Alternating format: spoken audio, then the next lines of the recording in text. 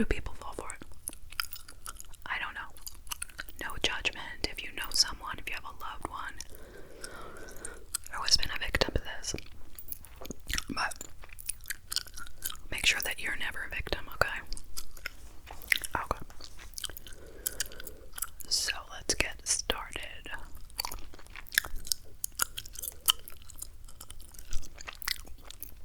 Oh, I know, most recently I got one this morning at 4:17 a.m. But here's what the title is. Hello, this is very important. You know about it. Reply to me. But this message has no content, which is probably a good thing. Okay. Next. Now, one thing, a lot of times they write it on Google Forms like this. Like if someone's writing to you on Google Forms, like what does that mean? Like why are they doing that? Okay. This is from Sassy Wasquaz. Okay. That is a bizarre name. I mean, it's got like 10 S's in the middle and like 3 Z's. It's like totally absurd. Dearest one, I know it might be difficult for you to believe me because of the high rate of scam going around the internet. I am not asking for money in any way, and I do not need your financial assistance, but to plead in the name of God, please grant the last wish of a dying man. Okay, so they're trying to get me with sympathy. And they don't want my money, so I'm feeling good. I want my only adopted son to come over to your country. And I promise to pay for whatever is going to cost. And also give you enough money to help me establish his future there in your country. Oh, okay. So his son, I don't know how old his son is, but I'll take his son. I'll help his son, okay? Why not? I'm Mr. Lawrence Yakuba. Why is that not the name at the top of this? 65 years old, suffering from cancer of the lungs. From the doctor's report, I do not have much time to live. And my son's future is bothering me so much. I can relate, you know. I would want to make sure my son was well taken care of too. He is just 16 years old and I want the best for him. I don't want to imagine him suffering when I leave this world. Help me accept her as a son.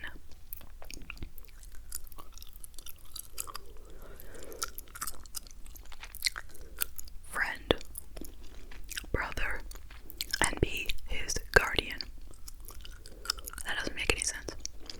Please accept my last wish for the sake of God and humanity.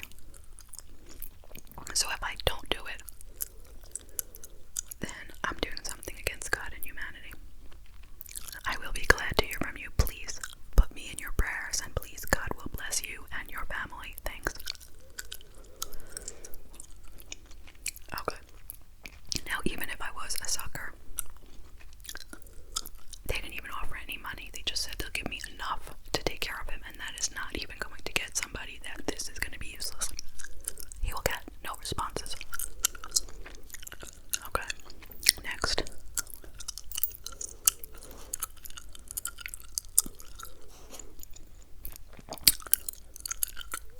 Okay. Next one. It's called Business Cooperation. Greetings. Compliment of the day to you and your family. I hope my email will arrive to you at a good time. This is a good time. And it arrived at 11:56 a.m., which is a very nice time. My name is Mr. Hamza Ali from Syria. I am an individual contractor and businessman before war started here in Syria.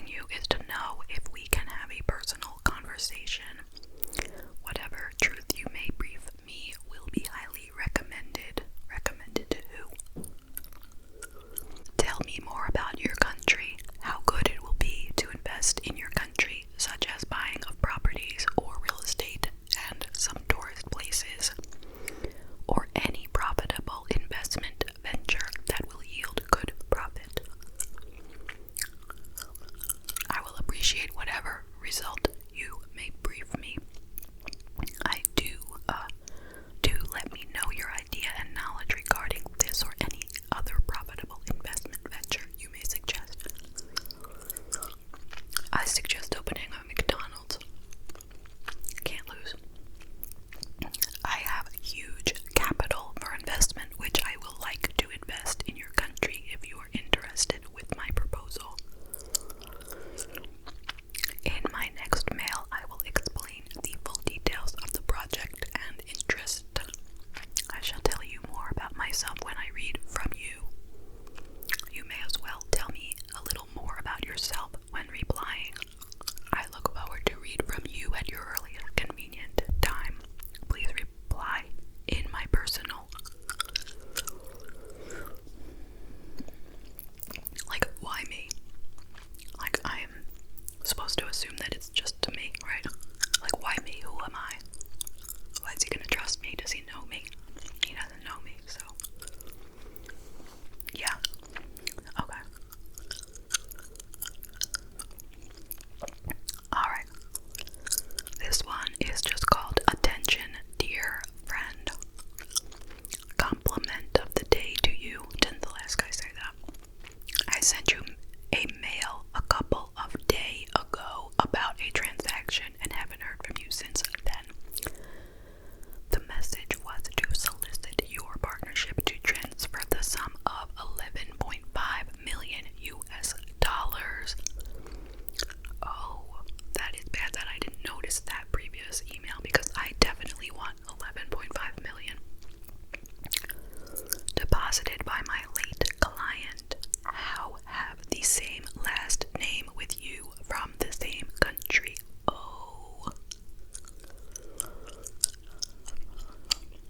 It's my relative. I shall send you more information and procedures when I receive a positive response from you on my private email address. I look forward to hearing from you. That's a good one. I mean, the person is related to me.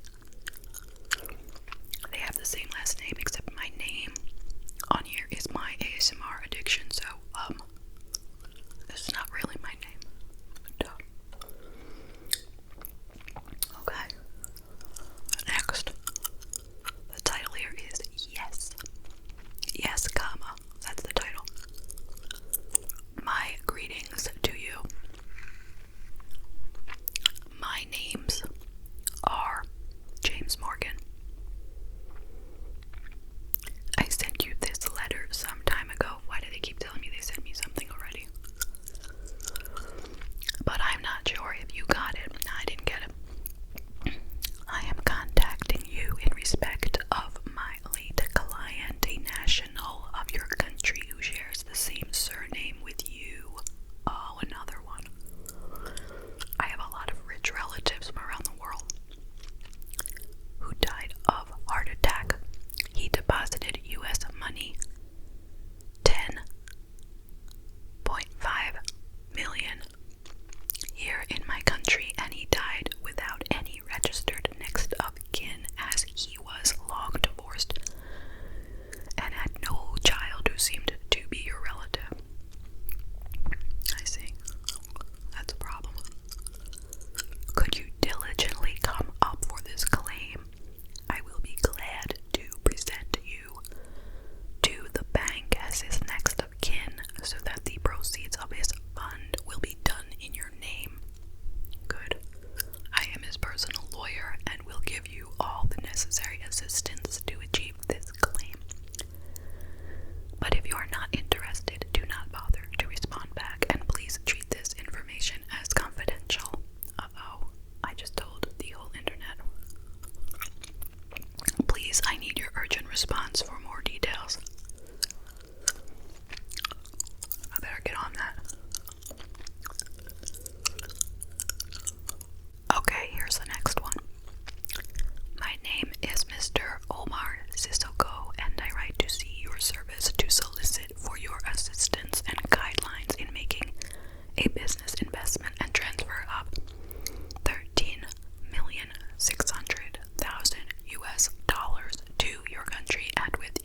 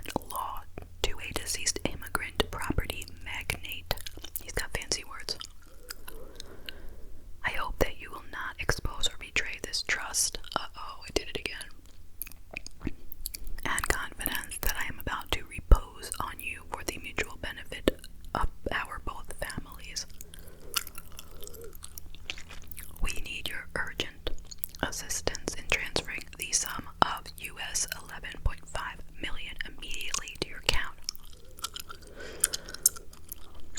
That is an emergency. The money has been dormant for years in our bank here without anybody coming for it. We want to release the money to you as the nearest person to our deceased customer, the owner of the account who died along with his supposed next of kin in a car crash since. Why me, though? I'm the nearest person to the deceased customer. How do they know that? We don't want the money to go into our bank treasury as an abandoned fund. So this is the reason why I contacted you, so that we can release the money to you as the nearest person to the deceased customer. Now he's repeating himself. Please, we would like you to keep this proposal as a top secret and delete if you are not interested. Nobody tell him that I exposed this. Upon receipt of your reply, I will send you full details on how the business will be executed, and also note that you will have 50% of the above mentioned sum if you agree to transact the business with us. Get back to me through my personal email for more details.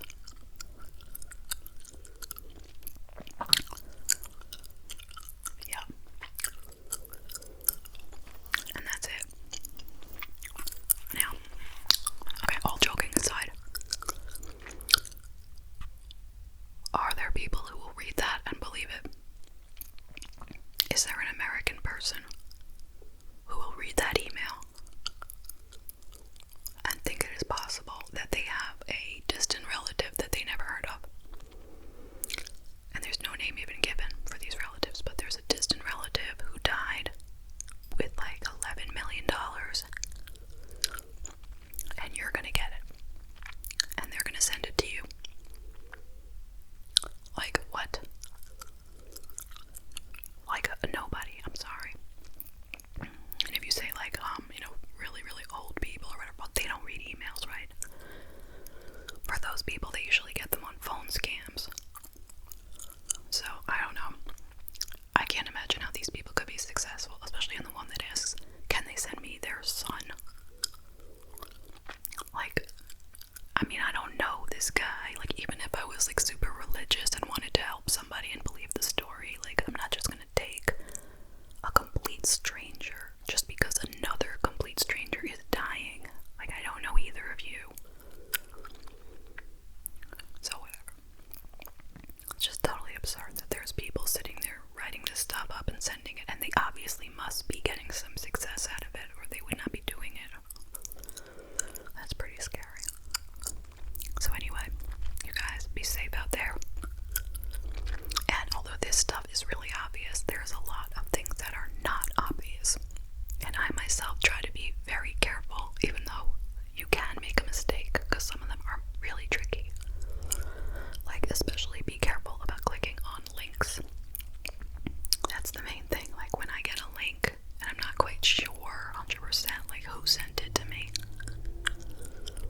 a lot of times I try to do a little bit of research to see, like, if you click on the person's email address at the top, it'll usually blow up and tell you their actual name, or, the name that goes with it, and you could see if it makes sense. Like, let's say the top where it says from, it says Bank of America, just that, Bank of America, right? Click on that, it'll give you the actual email, and maybe it's gonna say george@hotmail.com. If that's what it says, that's not legit, okay? If it says something more like georgesmith@bofa.com, that might be more